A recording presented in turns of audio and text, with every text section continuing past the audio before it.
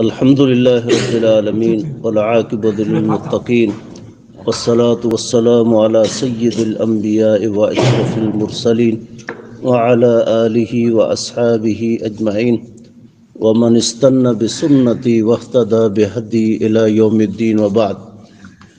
أعوذ بالله من الشيطان الرجيم من حمزه ونفخه ونفسه. بسم الله الرحمن الرحيم. الحمد لله رب العالمين. تمام تعریفیں اللہ رب العزت کے لیے جو مشکل کشا ہے، حاجت روا ہے، پروردگار ہے تمام جہانوں کا، الرحمن الرحیم، نہایت رحم کرنے والا دنیا اور آخرت کے اندر، الرحیم، نہایت ہی مہربان ذات، مالک یوم الدین، جو مالک ہے یوم الدین، بدلے کے دن کا، حساب و کتاب کے دن کا. ایاک نعبد، خاص تیری ہی، نعبد، ہم عبادت کرتے ہیں، و ایاک، اور خاص تجھ ہی سے، نستعین، ہم مدد طلب کرتے ہیں. گزشتہ دروس میں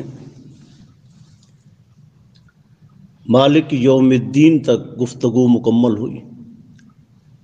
آج کے درس میں اس آیت مبارکہ ایاک نعبد و ایاک نستعین، اس کے متعلقہ چند گزارشات گوش گزار کرنا چاہوں گا. پہلی بات، یہاں اللہ رب العزت کا جو اسلوب اور انداز ہے وہ نہایت بلیغ ہے، نہایت فصیح قسم کا انداز. اگر اللہ چاہتے اس مفعول کو فعل کے بعد لاتے، جو عمومی عربی عبارت کا طرز ہے،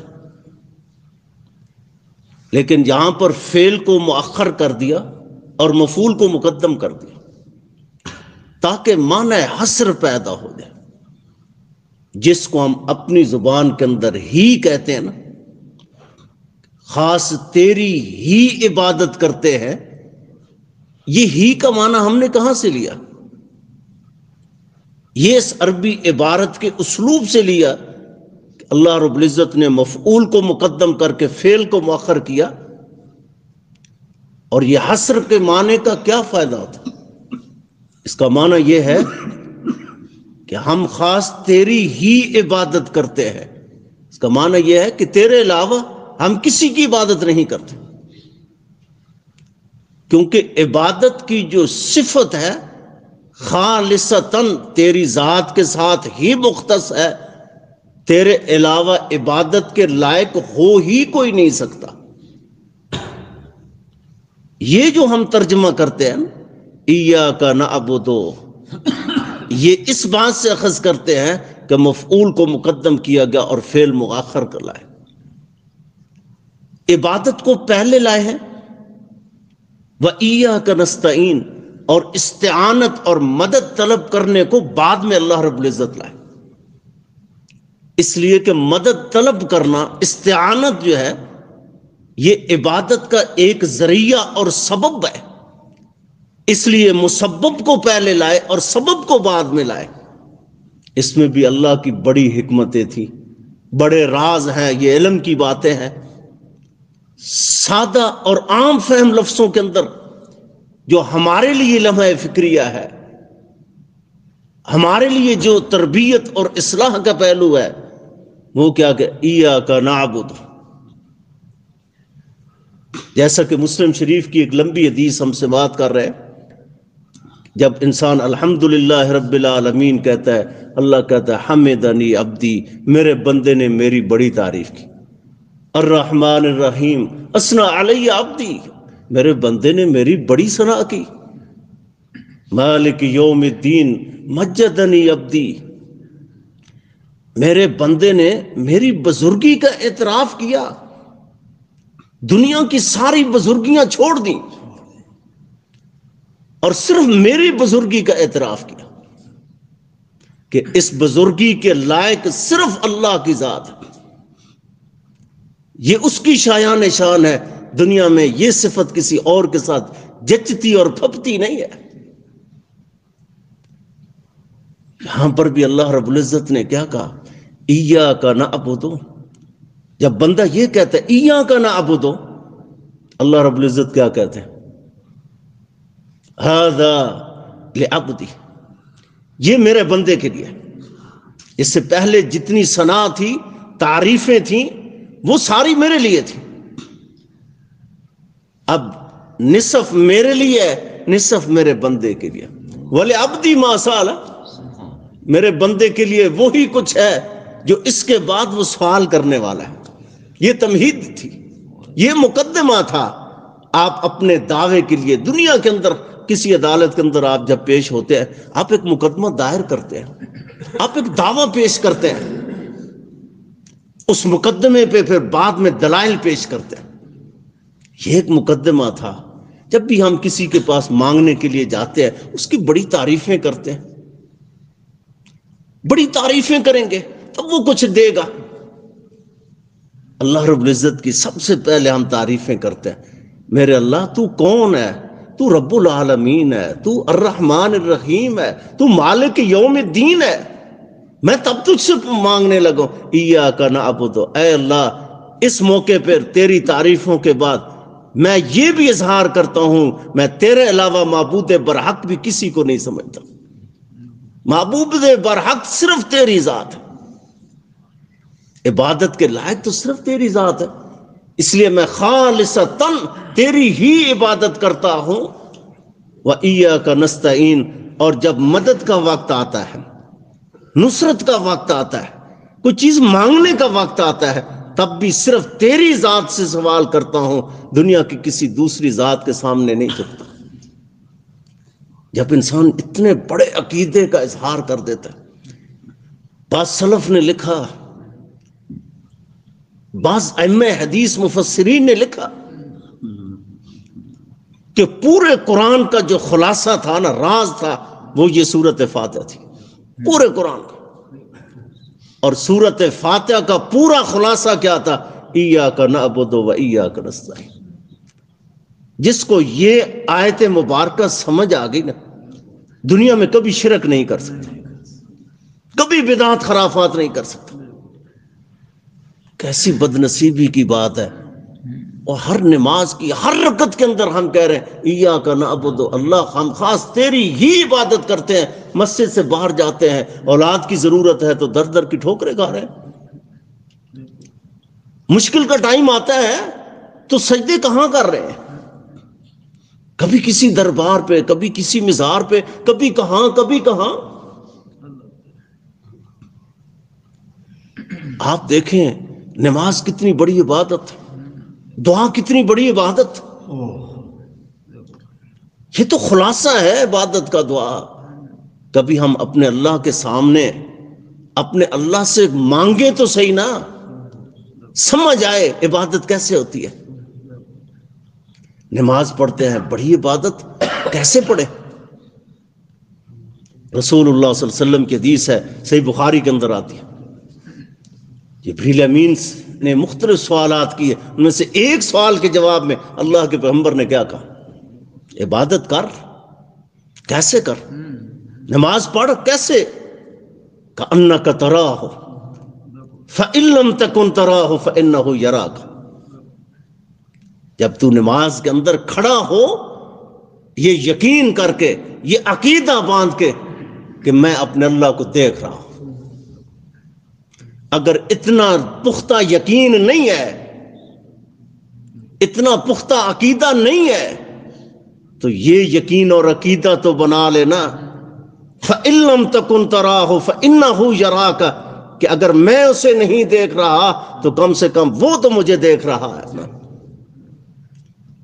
جب یہ عقیدہ بنا کر، یہ تربیت لے کر، اس یقین کے ساتھ جب تو اپنے اللہ کے سامنے کھڑا ہوگا، تجھے عبادت کے اندر لذت محسوس ہوگی، تجھے عبادت کے اندر مٹھاس، عذبیت اور لطافت محسوس ہوگی۔ کبھی یہ بھی سمجھ عبادت کہتے کس کو ہے؟ ایاک نعبد، اے اللہ ہم تیری ہی عبادت کرتے، عبادت کہتے کس کو ہے؟ عبادت کا لغوی معنی ہوتا ہے ذلت، حقارت، تذلیل۔ جب بندہ اپنے اللہ کے سامنے عبادت کرتا ہے تو بڑی ذلت کی حالت ہوتی ہے نا، تب تو میرا اللہ آسمانوں پہ خوش ہوتا ہے۔ جب آپ اپنی جبین نیاز کو جھکا دیتے ہیں، سر سجدے کے اندر رکھ دیتے ہیں، اس وقت آپ اپنے اللہ سے وہ تعلق قائم کر چکے ہیں جو کائنات کے کسی دوسرے مرحلے پر، محل پر، لمحے جو ہے نا یہ ممکن نہیں ہے۔ آپ نے ذلت کی انتہا کر دی، یہ عبدیت کی انتہا ہو جاتی ہے، اس کے بعد ذلت کوئی نہیں ہو سکتی۔ اور جب انسان سر سجدے کے اندر رکھ کے اپنے اللہ کو پکارتا ہے، سبحان ربی الاعلی، سبحان ربی الاعلی، سبوح قدوس رب الملائکۃ والروح، بڑی دعائیں ہیں۔ آپ کبھی اپنے اللہ کے سامنے سجدے کے اندر سر رکھ کے یہ دعائیں پڑھے، دعائیں تب مزہ آتا ہے جب اس کا معنی اور مفہوم بھی آتا۔ ائمہ سلف، محدثین اور صحابہ کو دیکھے جب عبادت کے اندر کھڑے ہوتے تو کیا کیا نظارے ہوتے۔ صحیح حدیث ہے، مختلف حدیث کی کتابوں میں آتی ہے، واقعہ ذات الرقاع کے نام سے مشہور ہے۔ آئیے عبادت کی ایک چھوٹی سی جھلک، کس طرح عبادت کرنی چاہیے، کیسے وہ اس حدیث کا مصداق تھے کہ انک تراہ فإن لم تکن تراہ فإنہ یراک۔ جب بندہ اپنے اللہ کے سامنے کھڑا ہو تو یہ محسوس کرے میں اپنے خالق کو دیکھ رہا ہوں۔ اگر اتنا پختہ یقین نہیں ہے، یہ یقین کرے کہ کم سے کم وہ تو مجھے دیکھ رہا ہے نا، اتنا ڈر اور خوف تو ہو۔ واقعہ ذات الرقاع میں نبی کریم صلی اللہ علیہ وسلم سفر کر رہے ہیں، دوران سفر مشہور حدیث ہے، صرف اشارہ کروں گا۔ ایک صحابی نے ایک عورت کو، مشرک عورت کو قتل کر دیا۔ اب صحابہ نے جہاں پڑاؤ کیا، رات ٹھہرے، اللہ کے پیغمبر کو فکر تھی کہ ہو سکتا ہے اس کا خامد مشرک آ کر صحابہ پہ حملہ آور ہو جائے، تو نبی رحمت صلی اللہ علیہ وسلم 2 صحابہ کی ڈیوٹی لگائے، 2 صحابہ کو پہرے دار مقرر کیا۔ ان 2 صحابیوں نے آپس میں یہ فیصلہ کہ انصاری بھی ہے، مہاجر بھی ہیں، بڑی جلیل القدر ہستیاں، خوش نصیب ہوں گے وہ جن کو پہرے کا اعزاز حاصل ہوگا، اتنی خوش نصیب ہستیوں گے۔ ان میں سے ایک نے کہا کہ آپ سو جائیں اور میں کھڑا ہوتا ہوں، میں پہرا دیتا ہوں، جب مجھے نیند آئے گی میں آپ کو جگا دوں۔ میں نے کہا ٹھیک ہے۔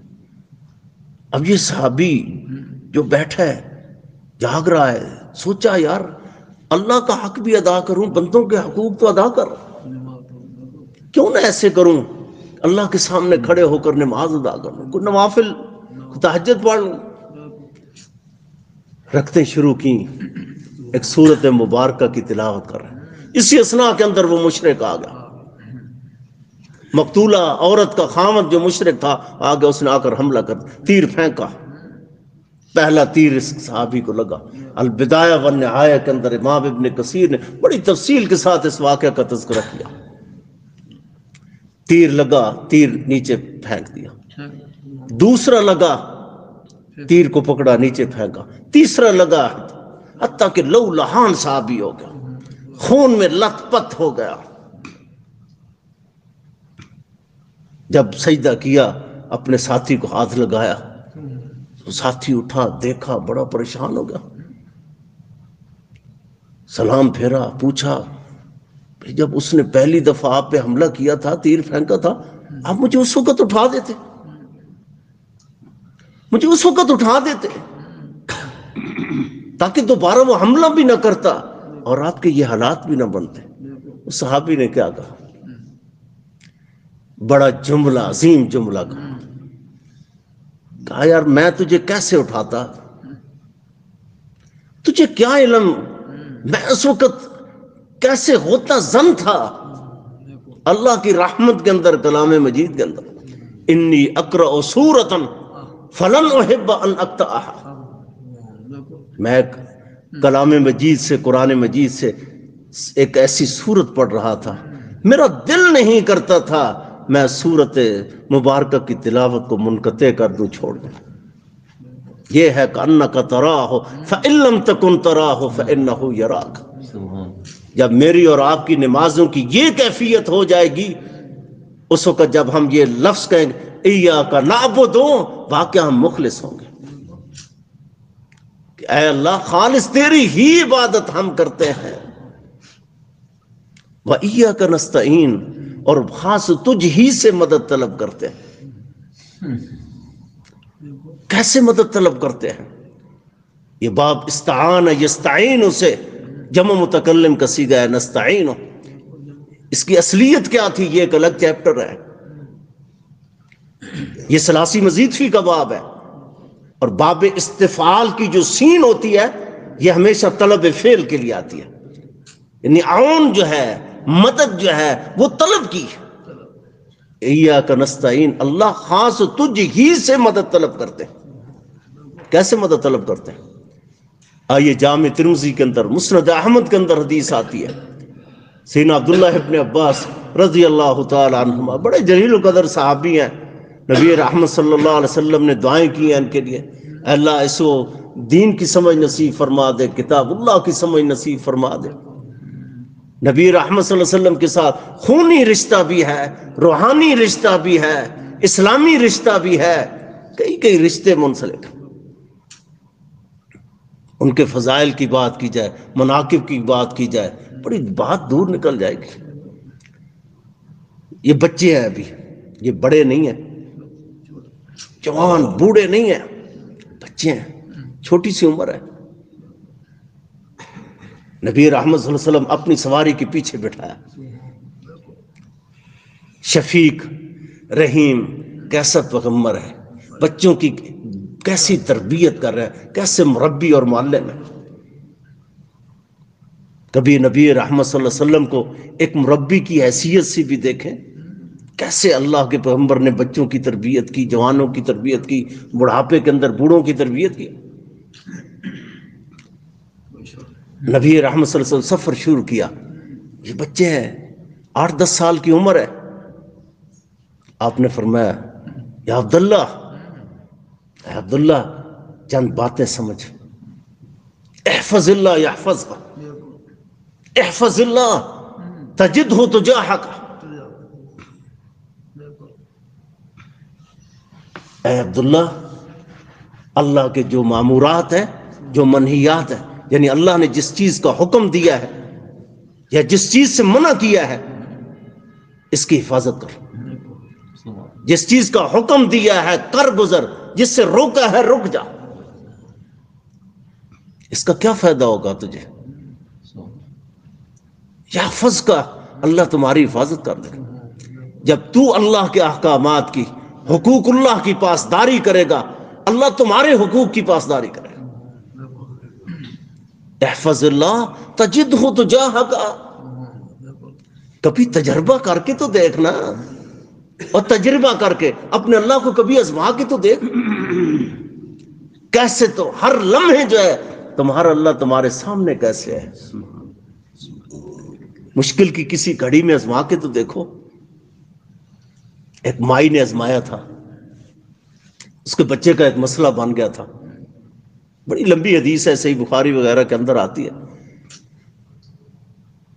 آخر میں جب کوئی در نہ رہا، مشکل کی اس گھڑی میں جب سارے در بند ہو گئے، حتیٰ کہ محمد رسول اللہ صلی اللہ علیہ وسلم کے پاس آئی، اللہ کے حبیب آپ تو کچھ حل بتائیں۔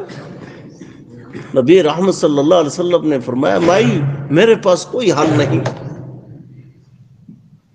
اس مائی نے کیا کہا، اللہ کے حبیب پھر چند منٹ مجھے دیں، چند منٹ مجھے دیں، اگر آپ کی عدالت سے بھی یہ مشکل حل نہ ہو سکی تو آخر کوئی اوپر بھی مشکل کشا ہے جس خالق نے مخلوق کو پیدا کیا، چلو اس سے پکار کے دیکھتی ہوں۔ چند لمحے اس بھائی نے اپنے اللہ کو پکارا تو آسمان سے آواز کیا آئی، اے محمد کریم صلی اللہ علیہ وسلم، ان من عباد اللہ لو اقسموا علی اللہ لابرہم، اے محمد کریم صلی اللہ علیہ وسلم، زمین پر، زمین کی پشت پر میرے کچھ ایسے بندے ہیں جب پورے یقین کے ساتھ، عقیدے کے ساتھ میرے بارے میں قسم اٹھا لیتے ہیں، میرا اللہ کبھی ایسا نہیں کرے گا، میں اللہ ان کی قسموں کی بڑی لاج رکھتا ہوں، میں وہ نہیں کرتا۔ مائی نے اسلام کا ایک زاویہ ہی تبدیل کر دیا، چھوٹے سے چند لمحے دعا کر کے۔ اگر ہم بھی اپنے اللہ سے اس طرح مانگے تو نبی رحمت صلی اللہ علیہ وسلم نے اپنے اس معصوم سے بچے کو کیا کہا؟ احفظ اللہ یحفظ کا، احفظ اللہ تجدہ تجاہک فاعلم وَإِذَا سَأَلْتَ فَاسْأَلِ اللَّهِ۔ اے عبداللہ، جب بھی سوال کرنا ہے نا، اپنے اللہ سے مانگنا ہے، کسی اور سے نہیں مانگنا۔ ایک تسمہ کیا چیز ہوتی ہے، ایک دھاگا کیا چیز ہوتی ہے، اگر یہ بھی مانگنا ہے تو اپنے اللہ سے مانگو، کسی دوسرے سے نہ مانگو۔ وَإِذَا اسْتَعَنْتَ فَاسْتَعِنْ بِاللَّهِ۔ اور جب کوئی مشکل کی گھڑی آئے، مدد کی گھڑی آئے، استعانت جب بھی کرنی ہے، مدد جب بھی مانگنی ہے، اپنے اللہ سے ہی مانگنی ہے، کسی اور سے مدد نہیں مانگنی۔ کیوں اللہ کے بھی فعلم، نبی رحمت صلی اللہ علیہ وسلم فرمایا اچھی طرح جان لو، فعلم کا معنی یہ ہے اچھی طرح ادراک کر لو۔ لو اجتمعت الامۃ علی ان ینفعوک بشیء لم ینفعوک الا بشیء ما کتب اللہ لک۔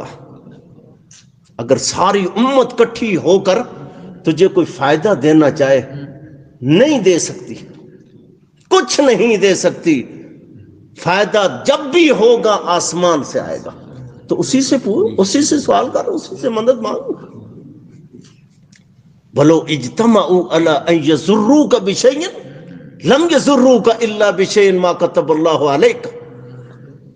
سنن ترمذی اور مسند احمد کے الفاظ کیا ہے؟ اگر ساری دنیا مل کر جو ہے تجھے کوئی نقصان پہنچانا چاہے، نہیں پہنچا سکتی۔ نقصان کا مالک بھی وہی ہے، نفع کا مالک بھی وہی آسمان والا ہے۔ کبھی تجربہ کر کے تو دیکھے نا، کبھی تجربہ کر کے دیکھے۔ ایک دنیا جو ہے کلاشنے لے کر، بندوقیں لے کر کھڑی ہونا، جو اللہ کے پیغمبر نے جو ذکر بتایا، پڑھ کے پھونک دینا، یہ کلاشنیں بند ہو جائیں گی، نہیں چل سکتی۔ یہ عقیدہ پیدا کرو۔ جب اس یقین کے ساتھ، اس عقیدے کے ساتھ، اس پختگی کے ساتھ جب آپ اپنے اللہ کے سامنے یہ کہیں گے ایاک نعبد و ایاک نستعین، میرے اللہ ہم خاص تیری ہی عبادت کرتے ہیں، اور جب مدد کا وقت بھی آتا ہے تو تجھ ہی سے مدد مانگتے ہیں، کسی اور سے مدد نہیں مانگتے۔